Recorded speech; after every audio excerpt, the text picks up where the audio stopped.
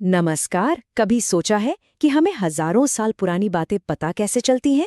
ये तो बिल्कुल एक जासूसी के काम जैसा है ना? आज हम सब मिलकर बनेंगे इतिहास के जासूस और देखेंगे कि वो कौन से सुराग हैं जिनकी मदद से इतिहासकार मतलब हिस्टोरियंस पुरानी कहानियों को फिर से जिंदा कर देते हैं। तो सबसे पहला और सबसे बड़ा सवाल यही है, आखिर हमें कैसे पता कि हजारों साल पहले हुआ क्या था? भाई हमारे पास कोई टाइम मशीन तो है नहीं, तो फिर ये कैसे मालूम हुआ कि उस जमाने में लोग क्या खाते थे, कहाँ रहते थे, उनके शहर या राज्य कैसे दिखते थे? बस यही सवाल है जो हमारी आज की पूरी पड़ताल की जड़ है। देखिए, इतिहास का मतलब सिर्फ राजा महाराजाओं और उनकी लड़ाइयों की कहानियां नहीं है। अरे नहीं, सच तो ये है कि असल कहानी तो उससे कई ज्यादा दिलचस्प है। ये कहानी है आम लोगों की, उनकी रोजमर्रा की जिंदगी की।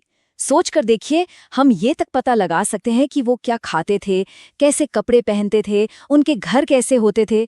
वो शिकारी थे या किसान, कलाकार थे या वैज्ञानिक। मतलब हमारे पूर्वजों की जिंदगी की एक पूरी की पूरी तस्वीर हमारे सामने आ सकती है। अच्छा, किसी भी डिटेक्टिव कहानी की तरह सबसे पहला कदम क्या होता है? घटनास्थल का पता लगाना। तो चलिए हम भी अपनी पड़ताल शुरू करते हैं और अतीत के नक्शे पर उन जगहों को ढूंढते हैं जहां शुरुआती इंसानों ने अपनी कहानी के पहले निशान छोड़े थे। तो हमारी जासूसी का पहला पड़ाव है नर्मदा नदी का किनारा। ये हमारे उपमहाद्वीप की सबसे पुरानी बस्तियों में से एक मानी जाती है। जरा सोचिए, यहाँ पर लोग सैकड़ों हजारों सालों से रह रहे थे और वो भी कुशल खाद्य संग्राहक थे। इसका मतलब है कि वो अपने खाने पीने के लिए पूरी तरह जंगल पर निर्भर थे और उन्हें पेड़ पौधों की, जंगलों के इस खजाने की जबरदस्त जानकारी थी। अब यहाँ से चलते हैं थोड़ा उत्तर पश्चिम की तरफ, सुलेमान और किरथार पहाड़ियों की ओर। ये जगह समझिए एक तरह से गेम चेंजर थी, क्योंकि आज से लगभग 8,000 साल पहले यहीं पर इंसानों ने पहली बार खेती करना शुरू किया। मतलब अब वो सिर्फ खाना इकट्ठा नहीं कर रहे थे, बल्कि गेहूं और जौ जैसी फसलें उगा रहे थे और साथ ही भेड़ बकरियों को पालना भी सीख गए थे। और फिर खेती का ये जो आइडिया था ना, ये धीरे धीरे फैलने लगा। पूर्वोत्तर में गारो की पहाड़ियों से लेकर मध्य भारत में विंध्य के इलाकों तक खेती का विकास हुआ। और एक मजेदार बात, विंध्य के उत्तर में वो जगह है जहां सबसे पहले चावल उगाया गया। तो अब देख रहे हैं कैसे अलग अलग जगहों पर अलग अलग चीजें डेवलप हो रही थी। अच्छा, इससे पहले कि हम आगे बढ़ें, एक छोटा सा लेकिन जरूरी शब्द समझ लेते हैं, सहायक नदियां या ट्रिब्यूटरीज। बहुत आसान है। ये वो छोटी छोटी नदियां होती हैं जो आगे जाकर एक बड़ी नदी में मिल जाती हैं। ये जानना इसलिए जरूरी है क्योंकि हमारी कहानी में आगे की जो जगह है वो सब नदियों के आसपास ही हैं। तो चलिए अब चलते हैं सिंधु नदी और उसकी सहायक नदियों के पास। आज से करीब 4,700 साल पहले इसी इलाके में हमारे क्षेत्र के सबसे पहले शहर बसे। ये एक बहुत बड़ा बदलाव था। सोचिए, शिकार और फिर खेती से निकलकर अब लोग शहरों में बसने लगे थे। एक शहरी जीवन की शुरुआत हो रही थी। अब टाइम में थोड़ा और आगे चलते हैं, लगभग 2,500 साल पहले। अब जो एक्शन था वो शिफ्ट होकर गंगा नदी और उसकी सहायक नदियों के किनारे पहुंच गया था। यहाँ पर नए नए शहर बस रहे थे और गंगा के दक्षिण में एक बहुत ही ताकतवर साम्राज्य उभरा जिसका नाम था मगध। तो देखा आपने, ये थी हमारी एक छोटी सी टाइम ट्रैवल जर्नी। हमने शुरू किया नर्मदा घाटी में शिकार और खाना इकट्ठा करने से, फिर हम पहुंचे सिंधु घाटी के पहले शहरों में और आखिर में गंगा घाटी के ताकतवर मगध साम्राज्य तक। हर जगह की अपनी अलग कहानी, अपनी अलग पहचान। चलिए, कहाँ वाला सवाल तो हमने सुलझा लिया, लेकिन अब आता है असली सवाल, हमें ये सब पता कैसे चला। तो अब हम बात करेंगे उन औजारों की, उन सबूतों की जिनका इस्तेमाल इतिहासकार करते हैं अतीत के इन राजों से पर्दा उठाने के लिए। इसे हम कह सकते हैं हिस्टोरियंस टूल किट। इतिहासकारों के पास मोटे तौर पर 3 तरह के सुराग होते हैं। अपनी जासूसी के भाषा में कहें तो 3 मुख्य सबूत। पहला पांडुलिपियां, दूसरा शिलालेख और तीसरा पुरातत्व यानी आर्कियोलॉजी से मिली चीजें। चलिए एक एक करके इन तीनों को समझते हैं। तो हमारा पहला सुराग है पांडुलिपियां यानी मैन्यूस्क्रिप्ट्स। ये क्या होती हैं? ये दरअसल हाथ से लिखी हुई किताबें हैं। उस जमाने में कागज तो था नहीं, तो ये ताड़ के पत्तों पर या फिर हिमालय में मिलने वाले खास पेड़ भोज की छाल पर लिखी जाती थी। और इनमें लिखा क्या होता था?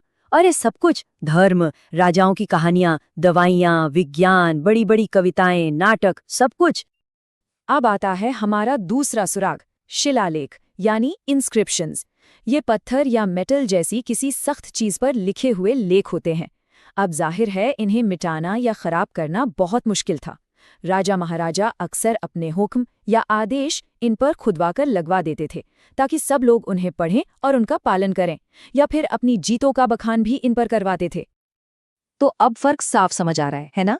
एक तरफ है पांडुलिपियां, जो ताड़ के पत्तों जैसी नरम चीजों पर लिखी किताबें थी, जिनमें धर्म और विज्ञान जैसी बातें थी, और दूसरी तरफ है शिलालेख, जो पत्थर या मेटल पर खुदे हुए एक तरह के पब्लिक नोटिस थे।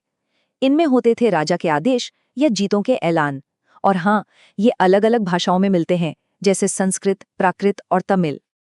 और अब बारी है हमारे तीसरे और शायद सबसे मजेदार सुराग की, पुरातत्व यानी आर्कियोलॉजी। सीधे सीधे कहें तो ये उन सभी चीजों की पढ़ाई है जो पुराने जमाने के लोग अपने पीछे छोड़ गए। इन्हीं चीजों से हम उनकी कहानी को जोड़ते हैं। जो लोग ये काम करते हैं यानी पुरातत्वविद, वो तो समझिए अतीत के असली जासूस हैं। वो जमीन की खुदाई करते हैं और उन चीजों को ढूंढ निकालते हैं जो हमें पुराने वक्त की कहानी सुनाती हैं, जैसे कि उनके औजार, हथियार, मिट्टी के बर्तन, गहने, सिक्के, यहाँ तक कि पुरानी इमारतों के खंडर भी। तो ठीक है, अब हमारे पास कई तरह के सबूत हैं, हाथ से लिखी किताबें भी हैं और जमीन से निकली चीजें भी। अब देखते हैं कि इन सब सुरागों को जोड़कर हम आम लोगों की जिंदगी की कहानी कैसे बनाते हैं। मतलब अब वक्त है केस बनाने का। और ये बात 100% सच है। एक राजा का फरमान शायद हमें उसकी राजनीति के बारे में बताएगा, लेकिन एक छोटा सा मिट्टी का बर्तन, वो हमें ये बता सकता है कि उस जमाने में लोग क्या पकाते थे, क्या खाते थे। यही तो कमाल है आर्कियोलॉजी का। ये छोटी छोटी चीजें ही हमें आम लोगों की जिंदगी की असली और बड़ी तस्वीर दिखाती हैं। तो हमने जगह देख ली, सबूत भी जांच लिए।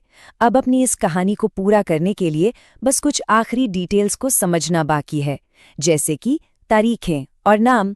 ये हमारी जासूसी के आखिरी टुकड़े हैं। तारीखों को लेकर अक्सर थोड़ी कंफ्यूजन हो जाती है, पर ये बहुत सिंपल है। देखिए, BC या BCE का मतलब होता है बिफोर क्राइस्ट या बिफोर कॉमन एरा। इसमें साल उल्टी गिनती में चलते हैं। और AD या CE का मतलब होता है एनो डोमिनी या कॉमन एरा, जिसमें साल सीधी गिनती में यानी आगे की तरफ चलते हैं। ये बस घटनाओं को एक लाइन में लगाने का एक सिस्टम है और कुछ नहीं। और आखिर में एक और दिलचस्प बात, हमारे देश के नाम। इंडिया शब्द निकला है सिंधु नदी से, जिसे ईरानी और यूनानी लोग इंडोस बुलाते थे। और भारत नाम का इस्तेमाल होता था उत्तर पश्चिम में रहने वाले एक कबीले भरत के लिए। और इसका जिक्र हमें मिलता है लगभग 3500 साल पुराने ग्रंथ ऋग्वेद में। तो इस पूरी पड़ताल के बाद एक सवाल तो बनता है। सोचिए जरा, जैसे हमें पुराने जमाने के सुराग मिले, वैसे ही हम भी तो आने वाले कल के लिए अपने सुराग छोड़ रहे हैं, है ना?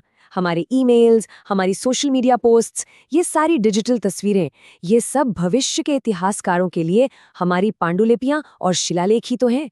जरा सोचिए, वो इन सब से हमारे बारे में